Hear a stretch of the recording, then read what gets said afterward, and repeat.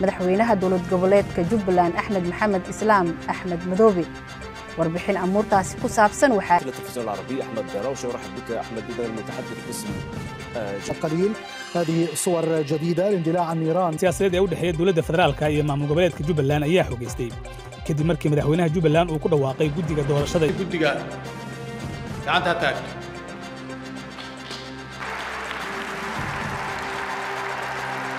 الكارثية للعدوان الإسرائيلي متواصل وندعو المجتمع الدولي للنهوض بمسؤولية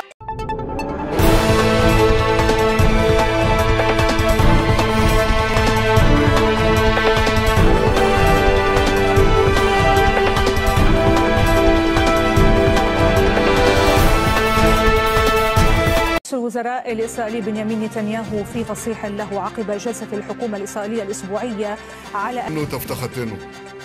חיל האוויר תקף ברחבי איראן.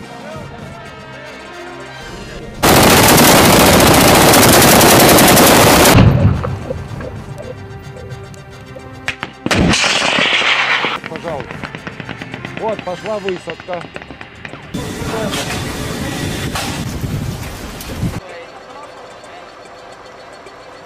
Sadarsa 11 wixata galgalan kamultan kabajamtoota hordoftoota keenya oduuwwan gaanfa Afrikaa fi idil addunyaa gurguddoo foddaa miidiyaalee idil addunyaarraa balballoomuu fi galaalfamutti jiran kan isin biraan geenyu caayaanis teekinooloojii sagalee mujaahidootaatii dura dursuudhaan matootii ijootiin hangafna. Cidha waraana Jeneraal Abdul Qaadir Muhammad Nuurii fi Hasan Sheekh Muhammad Shariif irraa oduun isaan Jubbaland Kismaayoorraa dhagahan gurra isaan doochuu maddeen gabaasan. Pireezidaant Muhammad Ahmad Islaanidha dafaatii boordii filannoo hundeessaa jechuun koreen boordii filannoodha kan filannoo biyyoolessa Jubbaland Kismaayoodha. Miseensa 7 of keessaa qabu filatamuu fi ministeerri galii biyyoolessa kan federaalaa Somaaliyaadha gocha yoomillee dabaaf dimokiraasii Mogadishoo xiqqeessuuf qaanessu jechuun dura dhaabbataniiti jiranii imalliin muummee ministeera Hamzaa Abdii Baarree fi Hasan Sheekh Muhammad Shariif Madoobee fi Somaalota Maaltaa gabataa qullaa qabataa bullaa balballoomii keessatti dhageettu. Qabeenyi bara 1938 sirna fiyudaala Haile Sillaasee irraa kaasee masara tufaa munaa yookiin 4 kiiloo jarre jettuun jalatti kuufame. Warqiin kiloogiraama 400dha. Qabeenya goda hambaa addunyaa ta'e biyyattiin sadarkaa 8ffaatti galmaan wal qabsiise.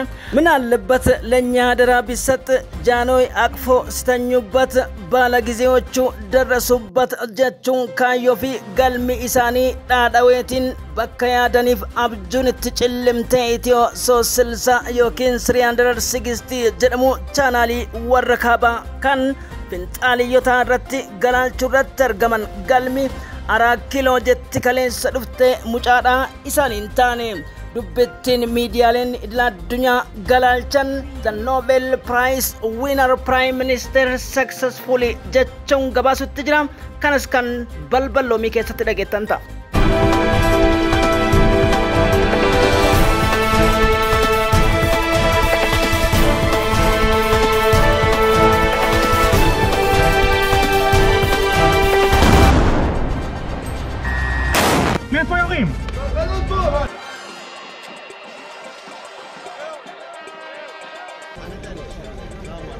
في سياسة ممنهجة يتبعها الاحتلال لعمليات تهجير جديدة كثف الجيش الإسرائيلي العراقية مسلحة مسؤوليتها عن هجومين بمسيرتين على شمال إسرائيل تضامنا مع فلسطين ولبنان. أكدت أن أحدهما نتابع هذه الصور لتعرض شقة. انضم إلينا مراسلنا خليل القاهري من صنعاء. أهلا بك. نتابع مشاهدينا هذه المشاهد التي وردت منذ قليل وتظهر آثار الدمار الذي أحدثته. إلينا من إدلب مراسل التلفزيون العربي إبراهيم تريسي. إبراهيم، الجيش الإسرائيلي يقول إن نحو 15 صاروخا أطلقت باتجاه الجليل ووقوع 3 إصابات في نهاريا والجليل.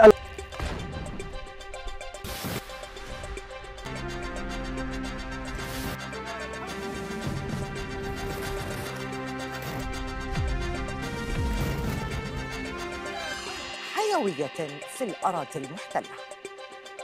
طائرات مروحية وحربية تابعة لجيش الاحتلال تقع محافظة البقاع. tajaajiltummaa aarsaa bilisummaaf nageenyummaa lammiilee Somaaliif Somaalota irratti waggoota 15f lubbuu isaa qaqqaalii kan kafalaa ture gooticha raayyaa ittisa biyyaa wallaaluudhaan cidha addaa Kaayiroo Abdul Fattah Al-Siisii wajjin himachaatii osoo jiran dubbiin Somaaliyaa Maqdishoodhaan gabataa qullaa qabataa bullaa warna gattag jetteetiin jubbaan ani sin beekutti jirti. Puutland sarra ibsa baaftee uummanni Soomaaliyaa loltoonni Itiyoophiyaan keessaa ba'an jechuun dhidhima Al-Shabaabiin ammayyuu baraaramaa hin jirretti waca itti fufaniiti jiran. Bulchiinsi Hassan Sheikh Mohammed Sharif Madoobeen dhiphataniiti jiran kabajamtoota hordoftoota keenya. Bara haarawatti miseensota AMISOM yookiin ammoo nagayaaf tasgabbii Somaalee biyyoota eegan irra deebuudhaan Soomaaliyaan ifa taasisuu wal qabsiises. AMISOM keessa biyyoota tasgabbii Soomaaliyaa Maqdishootti hirmaatan keessaa Itiyoophiyaa hambisuun nama dabaa fi daddaba siyaasaa gaanfa Afrikaatti laaqaa guddaan beekamu Isaayyaas afaan warqiitiin kan gorfame Madoobe Hassan Mahmud Sharif bulchiinsi isaa birkitti qoqqoodamuu miidiyaaleen idil addunyaa galaalchuu irratti yeroo argaman. Jibuutii, Yugaandaa, Tanzaaniyaa, Keeniyaa, Itiyoophiyaa, Burundii dabalateetiin nagayaaf tasgabbii Soomaaliyaadhaan loltoota Itiyoophiyaa wajjin AMISOM erga hundaa'e waggoottan kurnan dabran keessatti tajaajila gurguddaaf keessattuu addatti ammoo hariiroo biyyoonni lameen waliin qabaniin loltoota 7,000 ol aarsaa Al-Shabaab wajjin hudhaa wal qabuudhaan Soomaaliyaa akka isiin bulchiinsa gaarii har'a ga'e kana ijaarrattuuf taasiftuuf gaaffii ulaa galaana Itiyoophiyaan Somaalilaand argiisaa wajjin walii galteen ilaalchise beekamtii kiyyaan alatti akkamitti ergaanii du'e sardoon hin marginii dubbitti harree fakkaattuun Abbo Madoobeen gadi bahan. Gabaasa miidiyaaleen Afrikaa Niwus akkasumas First Post damee Afrikaadha gabaasutti jiru Soomaaliyaan hudhaa gurguddoo keessa seenuu fi warri har'a kadhaa fi jiran kamiyyuu isii baraaruu akka hin dandeenyetu daatti akeekkachiisa kennamuufis Maqdishoon dhaga'uu hin dandeenye. Haa ta'u yeroo adda addaatti Gaarowwee dabalatee kibbi dhiyaa Soomaaliyaadha adeemsa paarlaamaaf jeequmsa sagaleewwan keessattuu malaammaltummaaf dhimmoota gurguddoo aantummaa gosaa fi loogii jiruun paarlaamaan Soomaaliyaadha jeequmsa gurguddaan guutameeti ture. Har'ammoo oduun dhaga'amtee sirni adeemsa bulchiinsa hojmaata mootummaa Jubbaa Laand yookiin Kismaayoodha. Soomaaliyaa gudditti mootummaa biyyoolessaa yookiin federaalaa Maqdishootiin addaan cituun gaaffii gurguddaa kaasuu irratti jiran. Soomaaliyaan riippaabilikii bulchiinsa sadiitti qoodamteeti jirti jedha Afrikaa Niwus. Abadan ayaa ka dhigan in madaxweyne Axmed Madoobe uu dhaqaaqay jidka qabashada doorashada dadban isagoo doonayay markii saddexaad uu noqdo madaxweynaha Jubbaland. inta iyo siyaasadeenta ee dawladda federaalka Soomaaliya ku mujaabilayso dagaalka ay Jubbaland kula jirto. Madaxweynaha dawlad goboleedka Jubbaland Axmed Maxamed Islaam Axmed Madoobe warbixin amuurtaasi ku saabsan waxaa eegaya. Marka inta ogol ansicinta guddiga gacanta taag. Jubbaland ayaa sidoo kale waxa iyagu magacaabay madaxweyne Axmed Maxamed Islaam Axmed Madoobe. Ethiopian Prime Minister Abiy Ahmed and Russian President Vladimir Putin held a bilateral. Ethiopian PM and Emperor Haile Selassie's palace gold Ethiopian 95% of whom are from his ruling Prosperity Party, that 400. Ethiopia signed with Somalia's breakaway region Somaliland. Under the deal, miidiyaaleen hedduun jijjiirama Itiyoophiyaatiin wal qabsiisee akkasumas haala jijjiirama qilleensaa fi qilleensa biqiltuu dhaabbannoo magariisaadhaan biliyoonota hedduun dhaabuun qilleensa naannawaa jijjiiruu keessatti shoora guddaan himamaa kan jirtu Itiyoophiyaan dubbiin tibba kana muummeen ministeeraa warqee argame kan waggoota hedduu masara mootummaa jalatti awwaalameef jijjiirama fooyya'insa masara haarawaa bifa addaatiin ijaaramu keessaa ol ba'e ifa yeroo isaan godhanii paarlaamaa irratti haasa'an akka haaraatti ol kaasanii haasaa kan jiran warri kaabaati. Miidiyaaleen idil addunyaa hedduun isaanii ammoo goda hambaa seenaa Itiyoophiyaan biyyoota kurnan sadarkaa gulantaalee addunyaatti argatan keessaa jechuun yeroo haasa'aa turanitti TikTok irraa kaasee sooshaal miidiyaa irratti wacuu irratti argaman.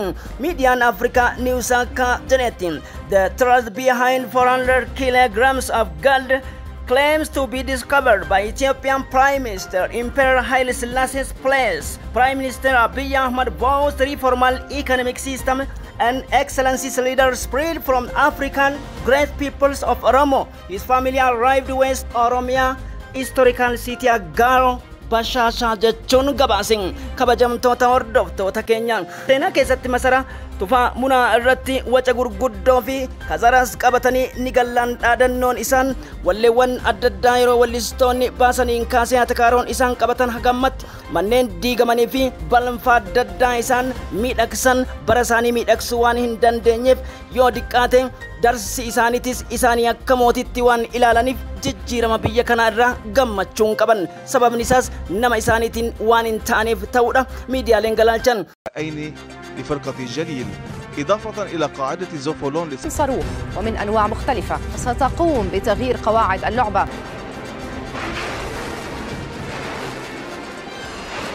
إنها لهجوم بطائرات مسيرة باتجاه أهداف حيوية في الأراضي المحتلة. القارات التي استهدفت منطقة عمران والصفراء في والأمن في المنطقة ما قد يمهد الطريق لتقارب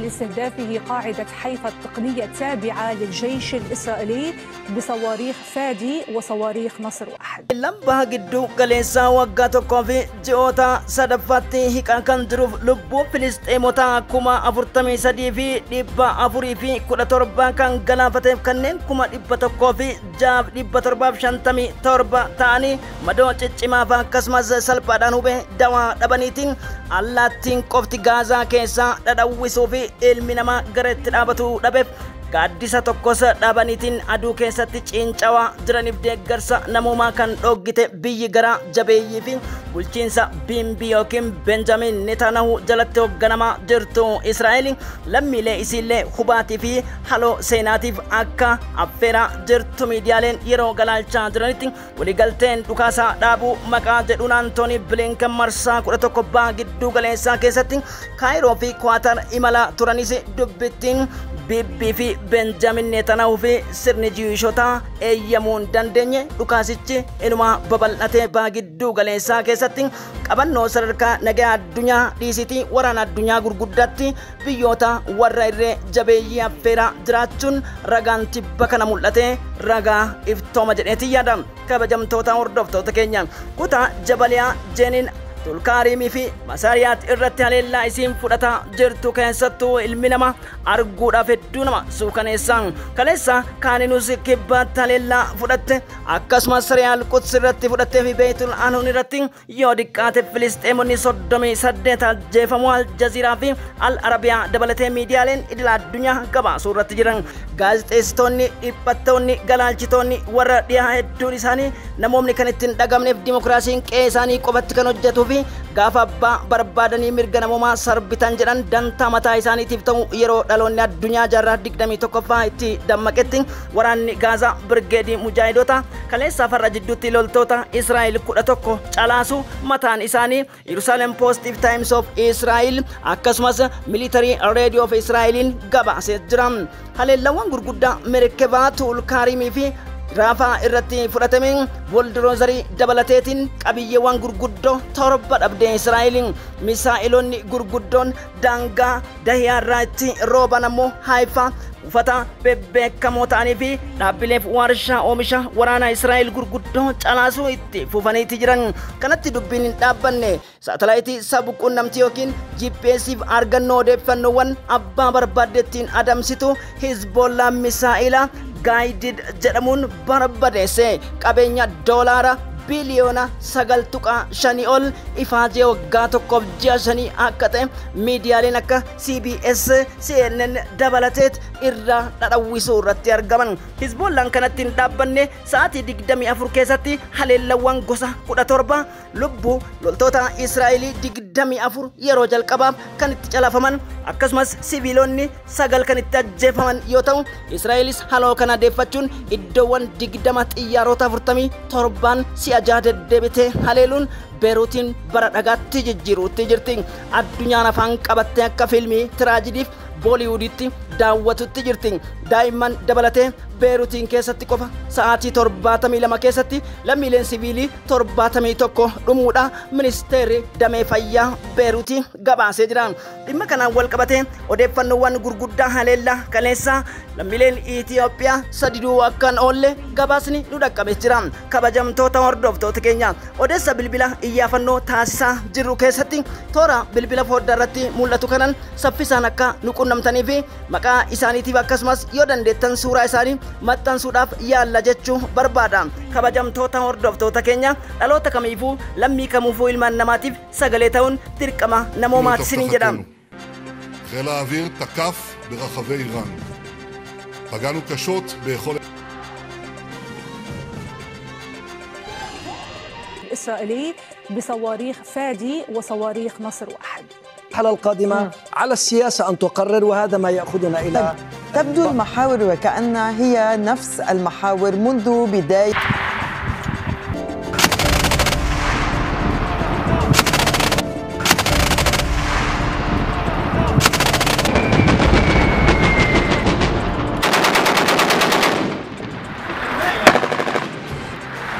قواته تواصل عملياتها بمنطقة جباليا.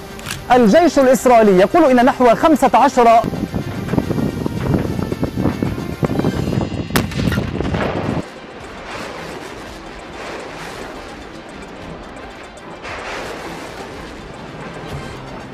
أعلن الجيش الإسرائيلي إصابة ضابطين بجروح خطيرة في معارك شمالية قطاع غزة. تقسيم المقسم غزة مقطعة الأوسط تأتي على حساب مناطق جنوب مدينة غزة إذ مشروع ضخم يخطط له هناك يهدف لإعادة Lawwan gurguddaa loltoonni birgeedii Redwan Force fudhataniin loltoonni Israa'el akka baanatti urgufamanii meeshaa gatanii yeroo baqatanii fi Helziyaan Leevii dheekkama gurguddaan jeettiiwwan Ameerikaa tolchee F-35 jedhamaniin haleellaa dahiyyaa dabalatee meetuulaaf kanneen kana fakkaatan irratti daa'imman osoo hin jedhin piroojeektii fi hanga waajjira damee guddaa odeeffannoo intelligensii mootummaa biyyoolessa Beeruutii haleeluun dheekkama gurguddaa kaase.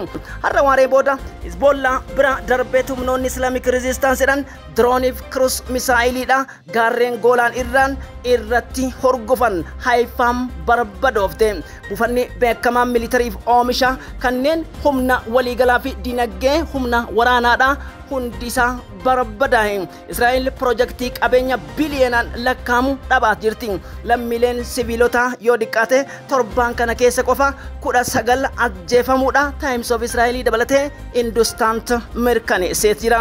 Waliigaltee waraanaa kana dhukaasa dhaabuudhaaf yaaliiwwan gurguddaan Firaansii fi Tarkaa akkasumas mootummoota gamtoomaniin taasifamuus ciini dubbitti Ameerikaadha waan taateef dhaabbachuu hin danda'u. Kana walqabatee dhiibbaawwan dippiloomaasii Hamaas akka Qatar Doha keessa bahu yaaliiwwan gurguddoo taasiftee walqabsiise ministeerri odeeffannoof biyyoolessaa akkasumas ministeerri damee alaa Qatar qondaaltonni Hamaas erga waliigaltee dhukaasaa kana dhaabuu kan didan taate waajjira isaanii akka gadhiisan yaanni jedhu bahee ture. Dafee tammoo muummee ministeera Sheikh Mohammed bin Abdurrahman Ataaniidha. Tonni Hamaas hin bahan yoomilleen wajjin jiraatan Filisxeemota hanga mirga walummaatti cinaa dhaabbanna jechuun kalee ammoo oduun biraa jijjiiramte. نتخذ الخطوات في مواجهتهم بتنسيق واتساق التباين إسرائيلية استهدفت الأراضي اللبنانية ونرفض تهديد أمن لبنان واستقراره وانتهاك سلامته الإقليمية وتهجير مواطنيه وتؤكد المملكة وقوفها إلى جانب الأشقاء في فلسطين ولبنان لتجاوز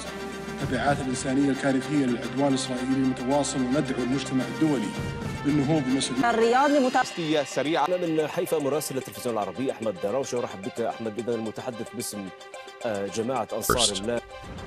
Advanced air defense systems. The Middle East is densely equipped with advanced air defense systems, especially in countries like Israel, Saudi Arabia. In 2018, Egypt signed a contract with Russia, which included the delivery of 24 Su-35 fighters.